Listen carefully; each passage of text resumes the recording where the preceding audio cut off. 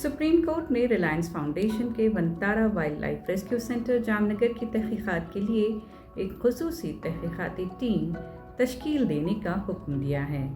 इस टीम की सरबराही अदालत उज़्मा के साबिक जज जस्टिस जी चलमेश्वर करेंगे।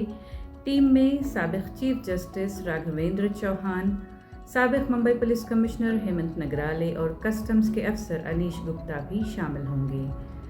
एसआईटी को हिदायत है कि वो 11 सितंबर तक अपनी रिपोर्ट अदालत में पेश करे।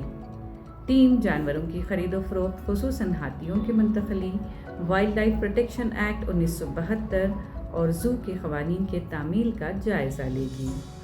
बैनुल-अक़वामी क़वानीन जैसे CITES साइट्स के तहत जानवरों की दरामद व बरामद और उनकी वेटरनरी निगहदाश्त, अफजाइश नस्ल, मौत की वजूहात और जानवरों की फलाह के मेयार का भी मुआयना किया जाएगा। इसके अलावा SIT मनी लॉन्ड्रिंग, पानी और कार्बन क्रेडिट्स के गलत इस्तेमाल और मुबैना तौर पर निजी कलेक्शन या नुमाइश की गर्ज से जानवरों को रखने के इल्ज़ामात की भी जांच करेगी। टीम वनतारा की फ़िज़िकल इंस्पेक्शन भी करेगी और गुजरात के महकमे जंगलात को मुकम्मल ताउन फराहम करने की हिदायत दी गई है। अदालत ने वाज़ेह कर दिया है कि ये तहक़ीक़ात महज हक़ाइक़ की जांच के लिए हैं और इसका मकसद इल्ज़ामात को साबित या रद्द करना है।